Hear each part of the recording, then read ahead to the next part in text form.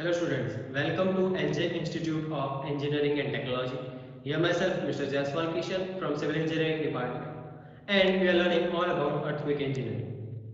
So now today's session, we are almost to the last for the theories portion. So let's quickly cover it up. Now today we are considering twisting of buildings theory. So what is twisting of building? Twisting of building means whenever there is a floor plan, when one of the portion will move more as compared to the another one. Or say there is a slab in which some portion move more as compared to the another one, then in such case a twisting effect will occur. So this will majorly occur whenever there is an irregularities in mass or say irregularities in providing different types of structural elements like as beams and columns. Now, how this will perform during the earthquake? Let's see. Now here you can see a simple frame structure. This is an floor slab. This is an beam and this is a column. And during the earthquake, it will equally sway back and forth whenever the earthquake comes. Means it will have the similar moment. What if there is a shear wall we have provided? Or say, let us provide a wall in a part of the structure. So now there will be a stiffening of this particular member. In such case, it will likely to twist, or say there will be a twist kind of moment whenever the forces, say earthquake forces occur. Whenever the forces will occur like this, there will be a twisting effect in such kind of building. Now this will happen only when, because the center of mass and center of stiffness is not coincided and they are away from each other. And there is an eccentricity between these 2 points. And this eccentricity is nothing but the cause of the twisting.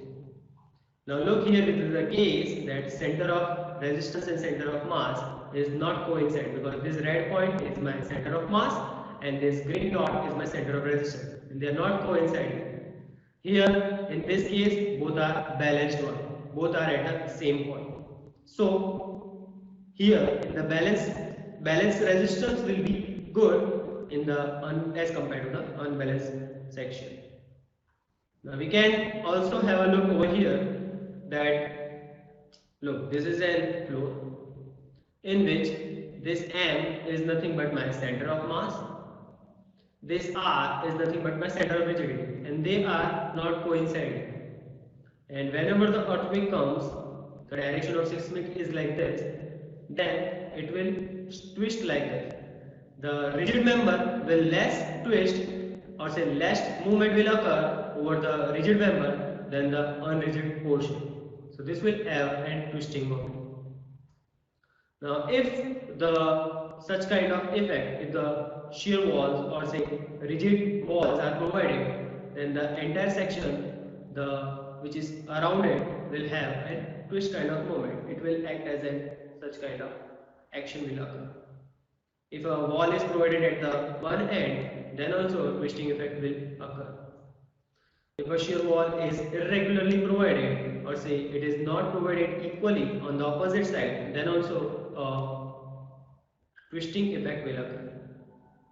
Now these portions are irregular members, and here there are regular members. Look, we are having the center of mass equals to center of rigidity, then it will act in a similar way. Here the two portion of shear walls are provided at an equal distance from the ends. Here also, if here shear wall is provided, at the opposite end is also provided. Now here the C shape is provided on the another side, then also in the opposite side it is provided. So these are all similar sections. Now the twisting effect can be understood in a better way with the rope swing analogy. So what is rope swing analogy? So you have, I hope you have seen such kind of swing. So this is a string and this is a cradle where you sit. Now if we place more number of cradle, so this will be nothing but similar to our building. This is an inverted one. So this is a bottom portion and then floors are provided. Now, look, if you sit at the center of the cradle and if you swing, then you have a smooth movement back and forth, and you will equally go back and forth and have a smooth kind of movement. That's a single story and there's a multi-story. So during the earthquake, similarly, if the system is equal members are provided, then it will have a similar kind of sway during the earthquake. So rope swing and building both swing back and forth when the shaken horizontally. Now the former are hung from the top while the later are raised from the ground. So what it says, these are hanged from the top and these are raised from the bottom. So this will have a good moment. Now what if, let us consider case number 2, where you sit at one end of the cradle.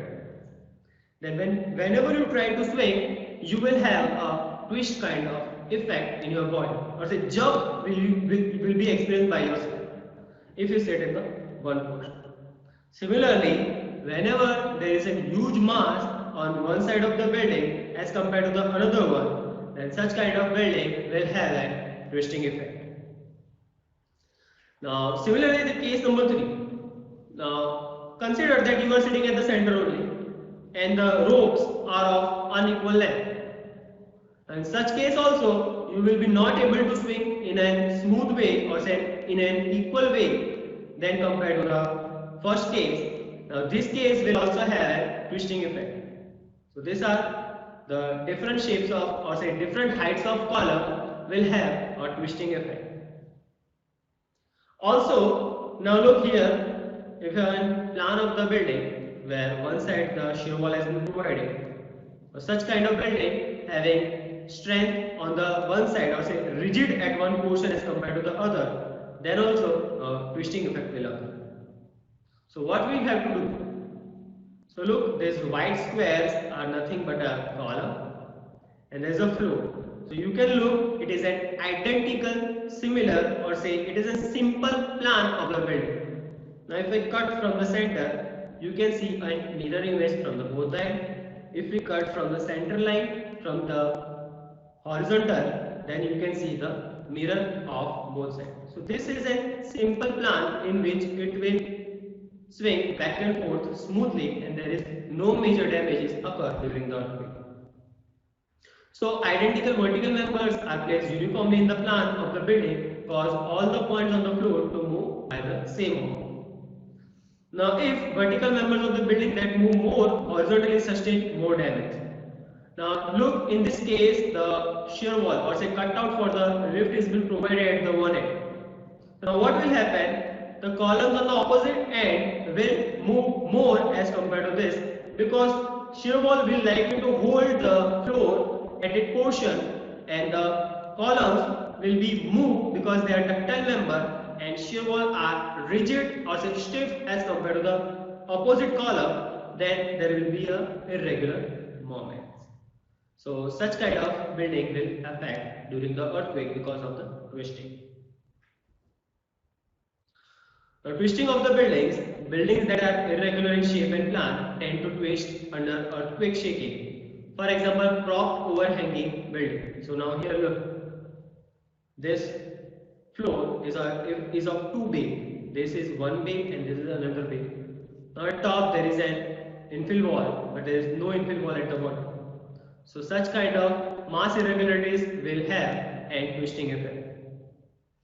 Now twist in the building called torsions by the engineers make different portions at the same floor level to move horizontally by different amount. Means the same floor level will move horizontally by different amount. Means say, let us consider this as a A point and this as a B point. Now B point will be moved more as compared to the A point because in A point there are two infill walls, at B point there are only one infill wall. So this member will be having a ductile kind of movement, say free movement as compared to the opposite one. So which induce more damage in the frame and walls on the side of the move more. So which will move more will have more damages. So what we can do? So we have seen in the previous slide that we can make a simple plan. Like look, if we cut from the center line and if we cut from this center line, that all four slices are of mirror image to each other. So this is a role of structural engineer to provide such kind of plan.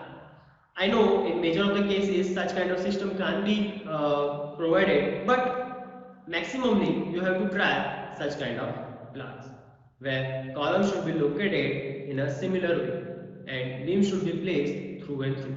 So this is my through and through frames, like as through and through beams going horizontally, through and through beams going vertically. Also column should be go from top to the foundation level through and through. Also, if this twist cannot be avoided, special calculation need to be done in the account for this additional shear force in design of the building. So if such kind of building can't be provided, then special calculation is needed. As per IS codes 1893-2016, the provisions are given, which we are likely to see from the very next sessions. Next theory is lateral load resisting system. So what we can do whenever the buildings are likely to affect during the earthquake? So we should provide a lateral load resisting system. In such systems, we can provide shear walls, we can provide moment resisting frames, we can provide bracings, and also tubes which can have a great effect, or say which can save the entire building during the major earthquakes. Let's see. Earthquake causes shaking of ground in all three directions along the two horizontal directions. Let's say X direction and Y direction. So in positive X direction also earthquake came, in negative X direction can earthquake came, in positive Y direction earthquake can be came, and negative Y direction can be earthquake came. So in all the directions we need to consider. While in case of the vertical direction, so we can neglect it because of the gravity loads by the building weight itself. All structures are primarily designed to carry vertical loads. So as I said, all structures are primarily designed to resist the vertical loads. However, the horizontal shaking X and Y direction are the major concern. So these are the different cases in which we can save the building during the earthquake. So look, this is the frame structure with including the shear wall, and the placement of the shear wall should be such that it is equally provided at the opposite end. So reinforced concrete shear wall in the building, an excellent structural system for the earthquake resistance. So shear wall will reduce the amount of sway of the entire structure. So because as shear wall are considered as a rigid or stiff member. Also moment resisting frame. Also we can have a combination of frame structure with the shear wall. As I said, bracing system. Now this bracing will try to hold the building and will not allow to move or say sway as during the major earthquake waves. Also a tube system or a bundle system. So now look here, there is a different height of buildings. So in plan there is a different shape. Now this all will act together and act as a bundle. So if we consider 4 sticks of different height, and if we put together, and if we try to twist or say if we try to have a moment, and it will have a good amount of connection between it, and it will lessly to sway during the earthquake. So there are different types of tube system, say frame tube.